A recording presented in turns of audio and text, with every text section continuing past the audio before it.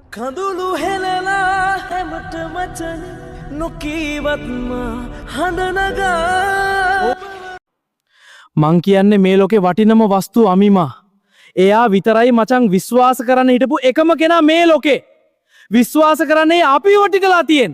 ලේයට මස්නහර පෙන්නලා. අද කාලේ අමිමලා බුදු වෙන්නෙත් නැහැ. අපිට නිවන් දකින්න දෙන්නෙත් නැහැ මචං. කඳුළු හෙලලා හැමට මචන නොකීවත්ම තල්ලි වලට ගන්න බැරි එක දෙයක් තියෙනවා මචං. ආයුෂ්. මේ ලෝකේ කිසි කෙනෙක් විශ්වාස කරන්න එපා.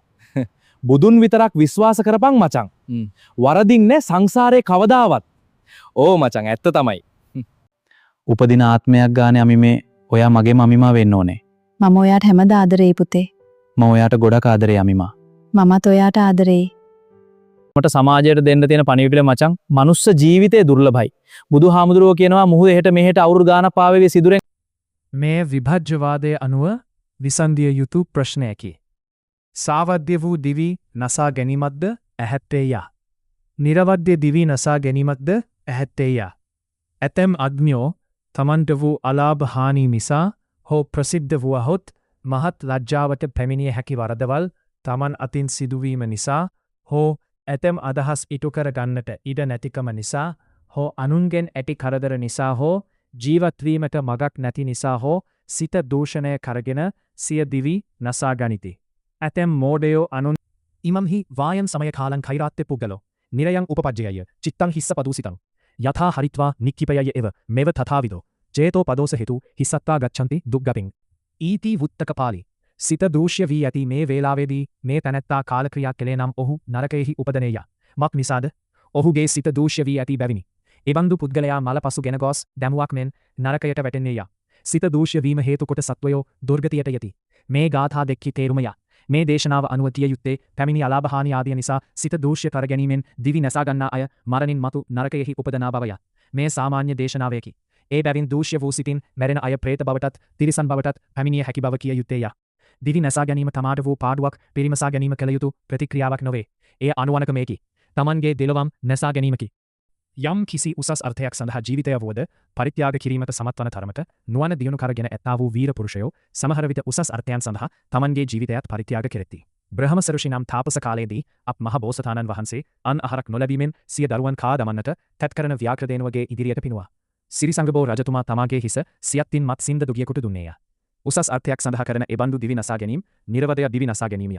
බුදුරජාණන් වහන්සේ ජීවමාන කාලයේදී ගෝධික තෙරුන් වහන්සේ සියත්තින් බොටුව සින්ද දිවි නසා ගත්තා. එයත් උසස් අර්ථයක් උදෙසා කල නිර්වදය දිවි නසා ගැනීමකි. ආයුෂ්මත් ගෝධික ස්ථවිරයන් වහන්සේ ඉසගිලි පර්වතයේ එක් පසෙක විසූහ. උන් වහන්සේ පහෝ උත්සාහ කොට ලෞකික ධානයක් උපදවා ගත්තා. ලෞකික ධානය වනාහි ලැබූ තැනැත්තා විසින් එය අත් නොහැර නැවත නැවත සමවැදීම් වශයෙන් ආරක්ෂා කරගත යුතුය. එසේ නොකොට අන් කටයුතු වල යෙදුණහොත් ධානය නැතිවනේය. ධානයෙන් පිරිහෙන්නේය. ගෝධික තෙරුන් වහන්සේ රෝග බහුල කෙනෙක්. එබැවින් උන්වහන්සේට ධානය පවත්වා ගත නොහැකි විය. ධානයෙන් පිරිහුණාහ. උන්වහන්සේ දෙවන වරද උත්සාහ කොට නැවත ධානය උපදවා ගත්තා. එහෙත් රෝග නිසා දෙවන වරත් ධානයෙන් පිරිහුණාහ. මෙසේ තුනවන සතරවන පස්වන වරද උපදවා ගත්තා. ධානයෙන් පිරිහුණාහ. සවන වාරයයි ධානය ලබා ගත්ත පසු උන්වහන්සේ සිතන්නාහු ධානයෙන් පිරිහි ඉන්න අවස්ථාවක මරණය වූහොත මතු උපත අනියතය. ධානය තිබියදී මරණය වූහොත බඹලොව ඉපදීම නියතය. එබැවින් දැන් ධානය තිබෙන වේලාවේදී දිවි නසා ගනිමි යා සිතූහ. උන්වහන්සේ කරන්නට යන දෙය දුටු මාර්යා සිතනුය ගෙලසින්ද ගැනීම ශරීරය කෙරෙහිත් ජීවිතය කෙරෙහිත් ආශාවන් නැතියකොට මිස අනිකකුට නොකල් හැකි දෙයක. ආය ජීවිත දෙක්කි ආලය නැති මුන්වහන්සේ එසේ කිරීමේදී කමටහන සිහිකොට රහත් වන්නට ද බැරි නැත.